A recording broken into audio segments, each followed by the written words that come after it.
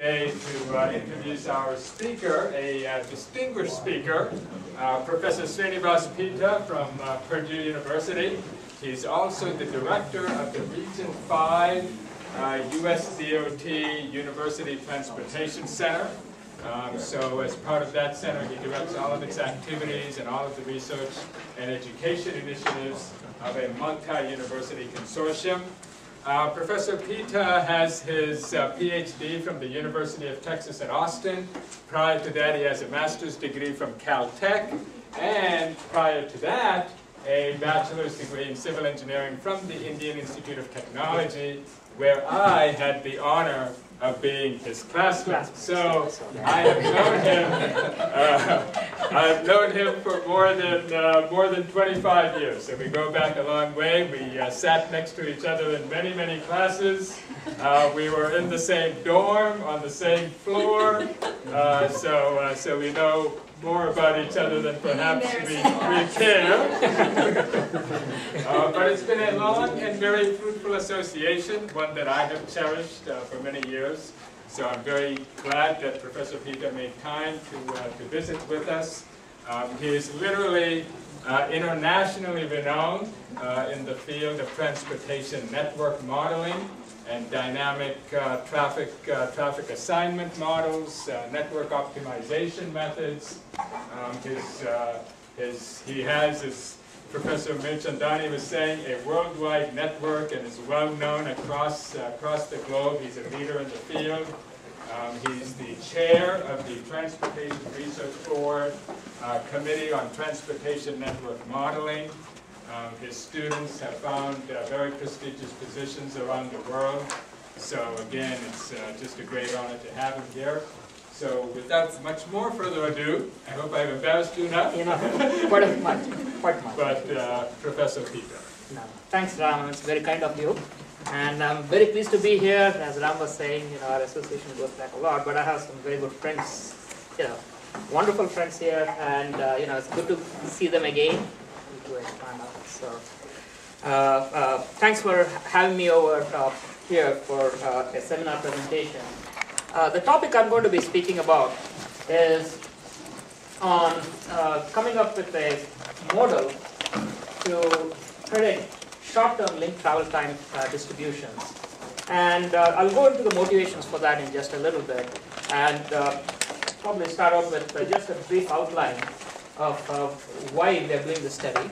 Then give a problem statement, but to the extent possible I'll be doing that visually.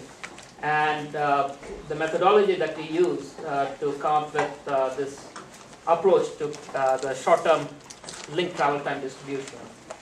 And then some numerical experiments. These are based currently on synthetic data, some conclusions and future work. So if you look at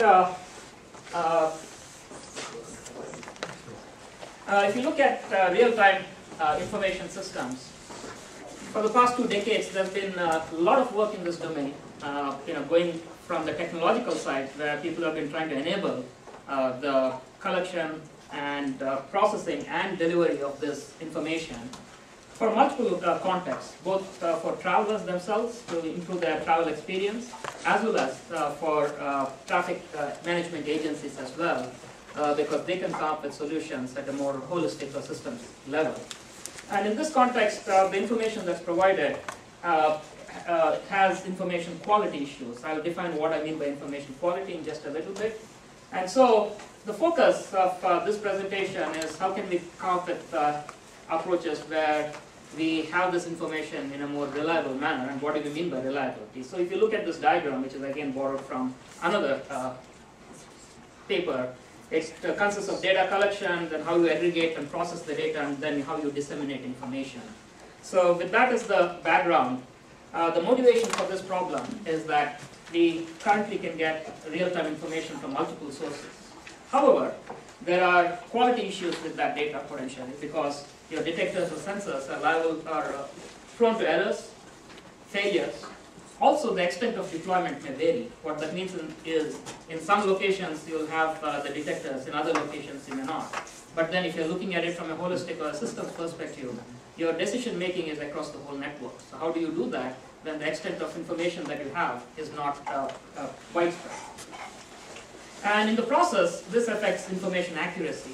In this study, we define information as process data.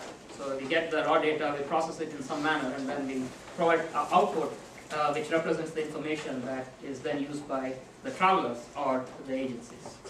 The second element is, in the context of traffic or transportation operations, the conditions vary with time. So even if you look at your regular peak period travel, you'll have a lot of variability in traffic conditions. So there is the dynamic nature, and along with that, from the perspective of information provision, there's this element of what's called time delay. I'll be defining it in a little bit. What it means is that the information that's provided may be less representative of the current conditions because of when the data was collected. So that's what time delay implies. I'll come up with a more formal definition in a little bit. And the third element is dynamic traffic networks are prone to stochasticity. This is inherent because of supply side and demand side sources of randomness.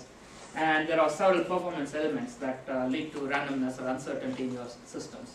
And as a result, there's a focus on reliability of the information provided. Because ultimately, unless the information that's provided is reliable, from the perspective of travelers, they may not trust information. And secondly, from the perspective of control, it may not be beneficial in the sense that things may get worse than if you don't do anything at all. So with the consequences of this are that when we look at information in the current context, when we talk about information, we are looking at travel time information on the links of the network. And typically, in many applications in the context of advanced information systems or intelligent transportation systems related to the context where people are provided information or information is used to come up with solutions, a single value of travel time is predicted or estimated. And typically that's meant to imply that we look at the mean of the link travel time information. Of course, that's problematic because of the issues that have been brought up previously. So in recent years, there have been studies that have tried to capture this variability, either through looking at a range or by looking at trying to capture the variance in addition to the mean. So in some sense, there have been attempts or studies that have looked at trying to capture this variance so that they can use some feel for this variability around this travel time. However, in many contexts, they also require assumptions on the distribution of the link travel time itself.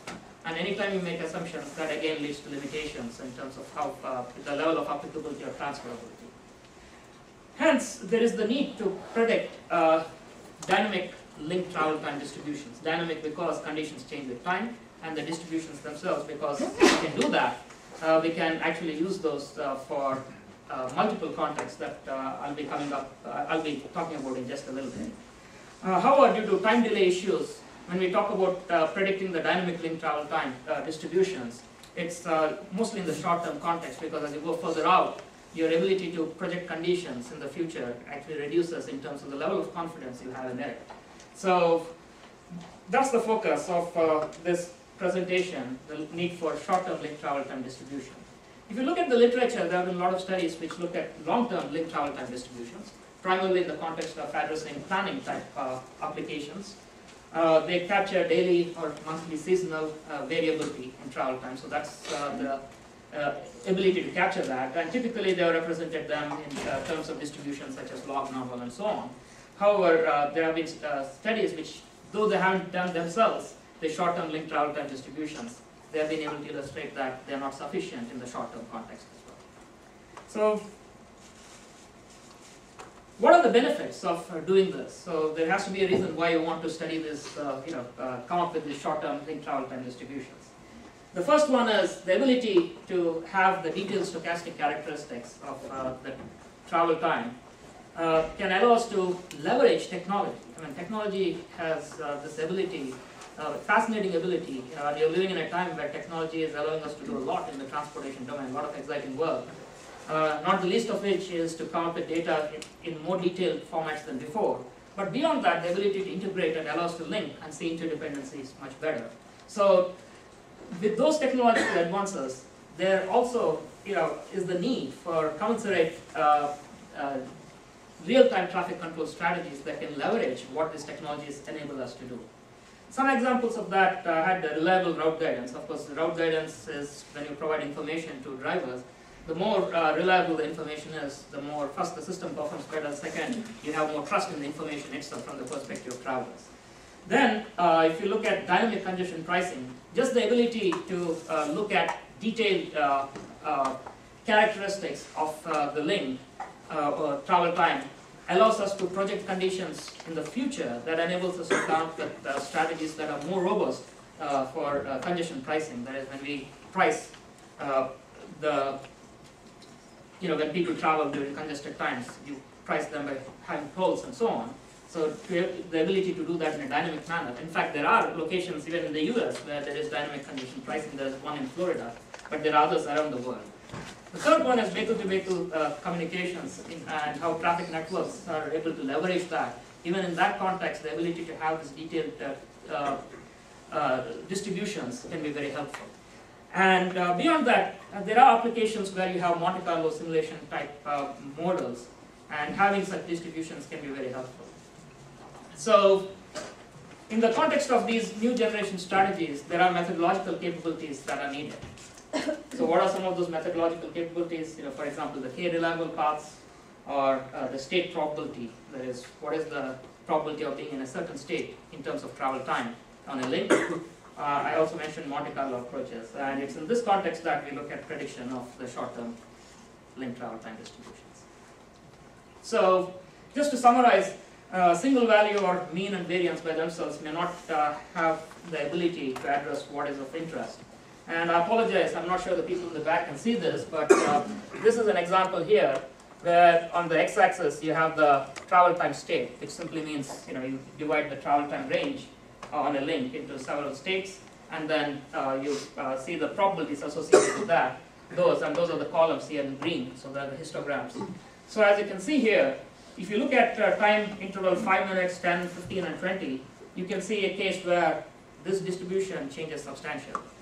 So that's again goes back to the notion of dynamic traffic conditions. In the static, planning, long-term planning context, it may not be as much of an issue because you're looking at more long-term conditions, and you're looking typically at the off-peak times and so on when you're coming up with these, solutions or strategies. But in the context of operations, this can be a very important element. So we look at things in the near term. The second element is what we see here is the historical travel time distribution. That's shown in the blue there. And what that means is you accumulate travel times that you collected over several months, weeks, days, or years. And then if you see that, you'll see that curve is a constant one across the four diagrams here. But what it goes on to illustrate is that it may not be representative of the distribution of the link travel times at any particular time. So that's the element there. Yeah. What does time 5, time 10, time 15 mean? It simply means you're looking at, let's say you start at some time, you observe the system. Then 5 minutes later, you observe the system. Then 10 minutes later, you observe 15, and... what are you observing? What's the state? What you're observing is the link travel time. So you're looking at a link, and you're looking at the travel time on that link. At a particular time. Yes, exactly. So you look at that, and then you can, you'll have filters. You do that over several days, then you can actually project these. That's what we're showing here. So one you see is the long-term one is more of the short-term one. So you're saying basically the link distribution is not stationary? Yes, it's not in the short term. And so there have been methods, which focus. There are quite a few actually out there in the literature which do data fusion, where they try to combine data from the historical data that's there with information that's coming in on the current day to come up with estimates of travel time.